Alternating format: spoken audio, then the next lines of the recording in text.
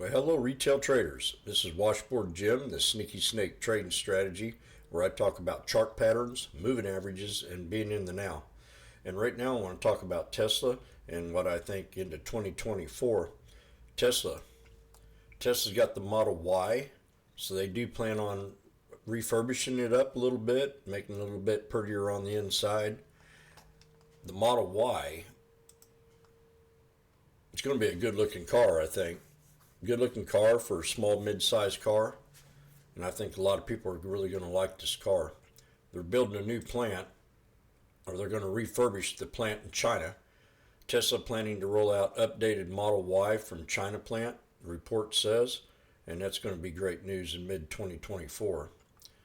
The next thing about Tesla that I'm liking is the Cybertruck.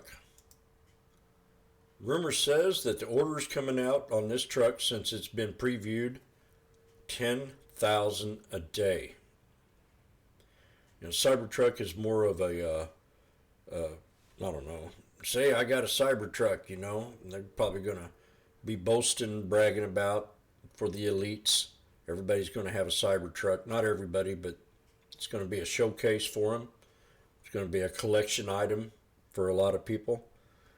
I can see it right now, not a more or less a back and forth to work vehicle unless they want to show off their Cybertruck, but more or less just something to keep in the garage, drive around, have fun with, paper it up, see what kind of colors they're going to wrap it with and how they're going to wrap this truck. So I'm really excited about the Cybertruck, the orders, the back orders.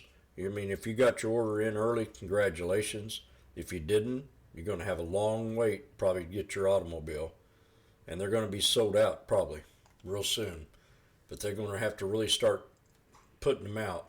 10,000 orders a day. Can you imagine keeping up with that kind of order? You'd have to have a few plants to be able to do that.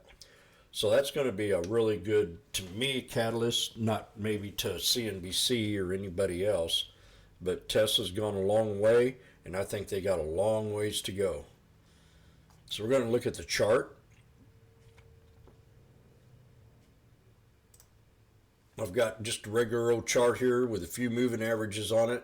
The 200, the 65, I've got the 21, and I've got the 9, and I've got the 50 SMA, the 9 EMA. So here in the past Friday, we broke below that support level of the 9, and we're bouncing up off the 21. Now this thing can easily pull back and hit that 50. But I'm going to show you a couple trades from within. We've got what you call a gap trade, and we've got an inverse head and shoulder support right here with gaps on both sides, which is very unusual on my behalf. I haven't seen that quite many times.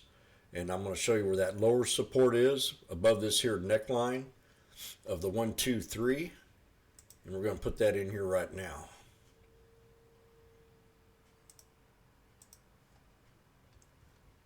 Whoop.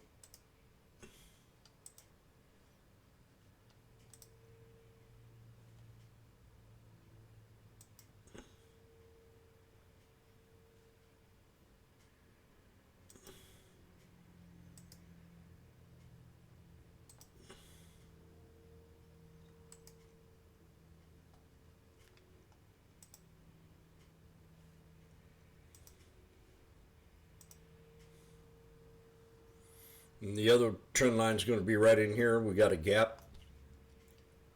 So we're going to make sure we get that trend line in.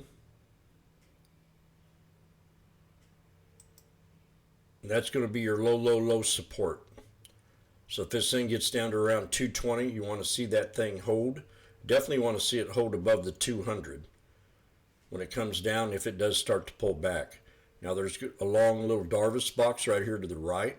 We're going to flag that in. It's going to be inside of that gap, I think.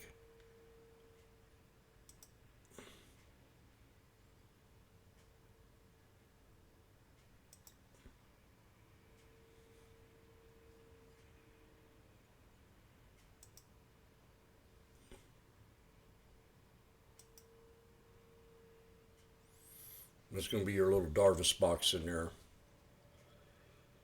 This is the bottom trend line support. We're going to run a price line all the way across. And that's where we want this thing to hold if it does pull back. And that's going to be right above the 50 SMA, right around 332.50 area. Pretty much right on that spot. 332.50 is going to be your solid support. If that stays above the 200, that'll be a blessing.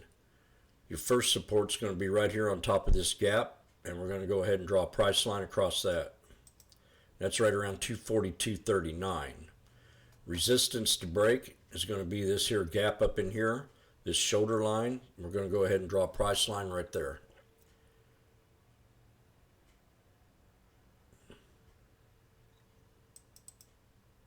See where it stopped resistance right there, stopped resistance right there.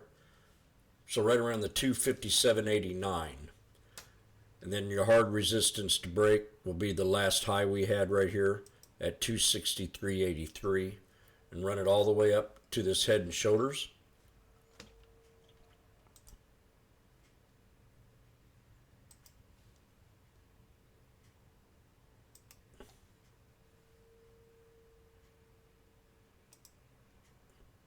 Which is right around 279, 280 area. If we break the 279, 280, we'll make it all the way up here to 300 by sometime here next year, and then break that resistance and we'll go a lot higher.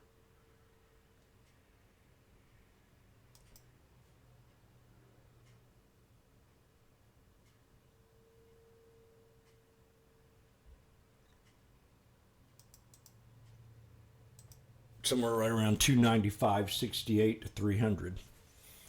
That'll be your long resistance to break into a new channel. For right now, that's what we got to break. 295.68. We need to hold the 200 SMA.